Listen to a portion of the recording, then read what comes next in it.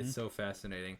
So, have you worked on all the tracks since then? Like, did you work on Phoenix when it came out? Yep, yep. I worked on Phoenix. So I talked about this in my YouTube video. Oh, and by the way, for those watching, please subscribe to my YouTube channel. Hit the bell Yes, it's notification. linked down below. Yep, yep, yep. You know, all those things. Follow me on Instagram. Blah blah blah blah. But yeah, so the creative process, which was pretty much the whole Love You Still creative process, would be, and we had a couple meetings to discuss, scheduling and content scheduling because I wanted to keep myself and them on track. And I was like, okay, guys, we have to get certain song milestones done by this date. Otherwise, you guys are going to overload yourselves and you're going to overload me. And that's not going to be good because, they were like planning ahead. I mean, obviously, that's their job. They're planning ahead of like, okay, this is what the music video is going to sound like, blah, blah, blah, blah, blah, blah, blah, blah, blah, blah. And I'm like, guys, I'm the first in the chain. This has to be good. You have to give me something. So they'll give me a demo, a rough demo, and then do the same thing. And then I'll talk with them back and forth. Sometimes I'll like shift something by like a couple bars. I'll be like, I feel like there should be a pause here, or I feel like this should be here. And then I'll ask them, what do you want it to sound like? If you had to give me 5 songs that are already out, who or what do you want it to sound like? And I'll load those up in a Spotify playlist, and then I'll listen to them for just like a week straight. Like, not even touching my computer. I'm just like, do nothing. Don't touch my guitar. Don't touch my computer. Don't put a single MIDI note. Don't record anything. Just listen, and then keep trying to dig for something that sounds similar. So for Trophy, for example, let's say it already had the whole reggae vibe and they wanted a top 40 reggae vibe. Okay, what songs are out there that are top 40 reggae? Okay, probably Side to Side by Ariana Grande. What else is also there? Okay, Madison Beer has a pop reggae thing. Okay, cool. Madison Beer has another pop reggae thing. Okay, double cool. Bruno Mars has another, and then you kind of build up the playlist and you try and figure out how all of these like elements from different songs could connect. Sometimes it could be like direct things, like I would get the drum groove of this one song, put it with the bass line of an entirely different song, and then try and put a guitar part that I come up with on that. And then once I have like, let's say the verse and the chorus done, I'll send it to them and I'll be like, what do you think? And then they'll either like say, yes, this is exactly what we want, or actually, could you change this thing and this thing? And then I'm like, all right. And then I go back to my little cave and just, work on everything for like a couple days and then send them something else. And then, okay, yeah. And then rinse, repeat.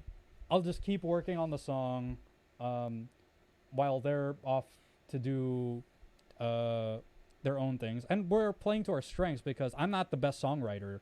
They're better songwriters than I am. So if they didn't write great songs, I would have nothing to chew on. And the songs were pretty much done. Like, the songs were completely done.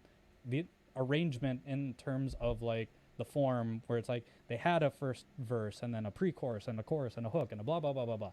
They already had that in place, and I just had to expand it even more. So that's pretty much my entire job. I was the expander of their song ideas. And then once the track is done, and majority of the time the track is entirely revolving around that like iPhone voice memo recording. Yeah. And so once that's ripped off, then they're like, okay, send us the instrumental, we'll record the vocals. And then they'll record the vocals, and then I get like a 5 GB like zip file, and it's like hundreds of vocal tracks, and I'm like, oh my god, I have to retime these and I have to tune a couple, but it's all good. But yeah, so people don't hold on, we have to talk about that for a second, because people don't realize how, like, no matter the artist, that is a lot of stuff. So I, even myself, when I'm recording my own vocals, I limit myself to 5 takes. And then from there, if I need a retake, I'll retake certain errors over and over again. Because I'm like, actually, typically when I'm recording, I do 3 takes and comp those 3, and then go from there. And then I'll do this section, go by section that needs it.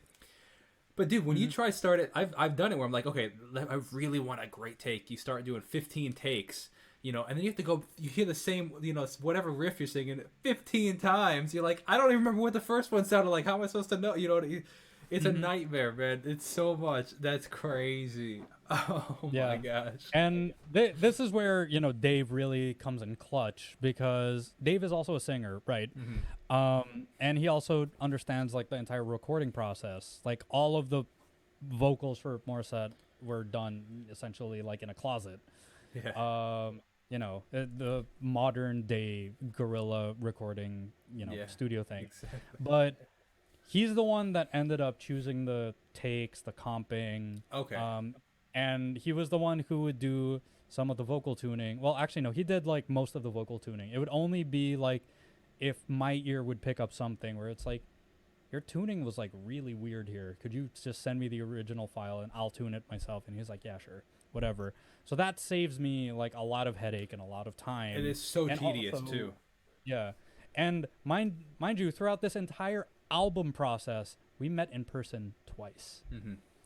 All of this was done via Zoom and like Google Drive links, right?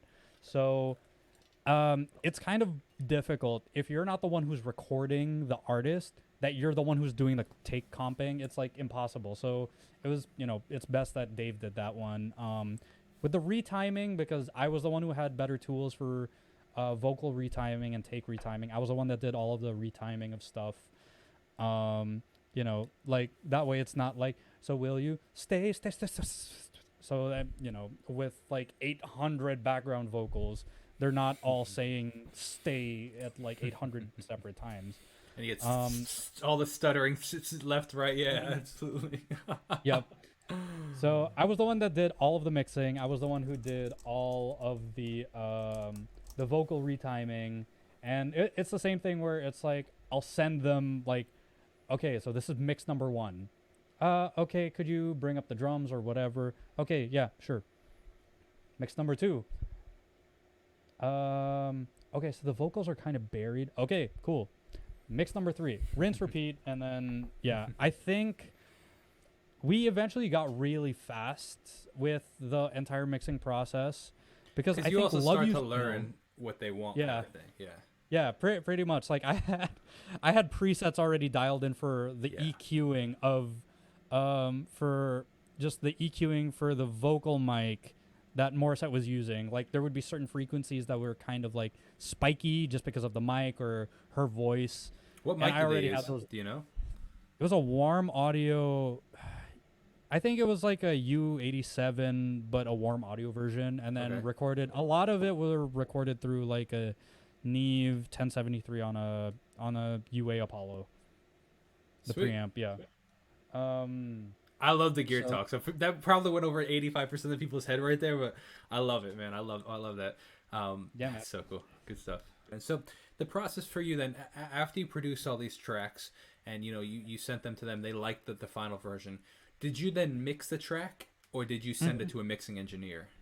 No, I was the one who mixed everything. Wow. So then did you master it too, or did you send it to a mastering house? No. We sent it over to, well, Dave and Maury sent it to this one mastering engineer who I think is based in the UK called Streaky Mastering. He'd mastered like a bunch of other things, but I also do think it's important that if you want something to sound commercial, and there's a reason why there's 2 separate people that do it, if you mixed it, don't master it. Or if somebody else mixed it, you can master it, because you need perspective, which is another very, very important thing in terms of any creative thing, really, but especially for something that's a lot more on the objective side, like mixing. I work in 2 separate DAWs because it does help me stay objective. Like, I produce everything in Ableton, but then I'll bounce everything out. I remove like all of the like candy stuff, like all of the like EQing and whatever. I have it in nice clean audio files, put it into Studio One, and I'm no longer thinking of like, oh, you know what, I could saturate the sample even more or whatever. No, I'm thinking already, okay, how do I get these frequencies to fit a little bit better? So I have a kind of a fresh perspective because I'm staring at a completely separate project file. And you can't go back and Man, I ran out of oxygen there.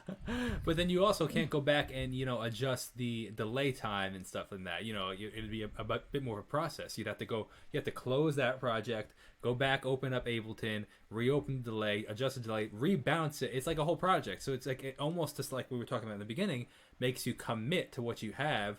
And then you can really focus on, rather than spending 6 hours trying to figure out the delay, you spend 6 hours trying to figure out, how we can make this nice and cohesive together. It's like you're moving on, and making the whole thing great rather than just, one aspect great that most people won't even notice the ping pong delay going back and forth. Exactly.